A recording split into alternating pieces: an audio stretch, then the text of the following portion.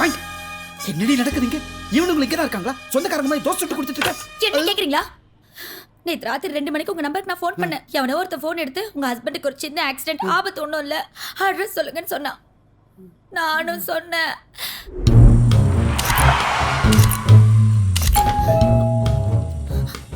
என்னங்க என்னங்காச்சு இவருக்கு? Gate lock பண்ணிடு சிவா. பெட்ரூம் எது?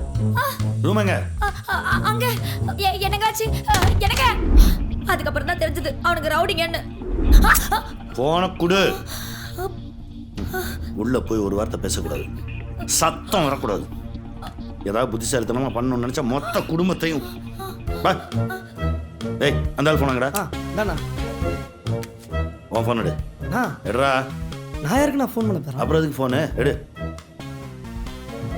போ, பெருசு என்ன பண்ணுது பாரு போ. கண்ட இடத்துல குடிச்சிட்டு வந்து நடு வீட்டுல வந்து வாந்தி எடுப்பீங்க. நானும் தலையெழுத்தேன்னு வாரி கொட்டுவேன்.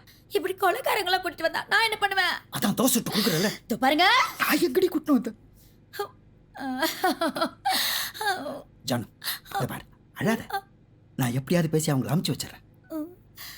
அவனுங்க அப்படியும் போலனா நீ வழக்கமா மத்தியானம் வைக்கிற சாம்பாரை வையே சாப்பிட்டுட்டு ஒரே அடியா போயிடுவானுங்க.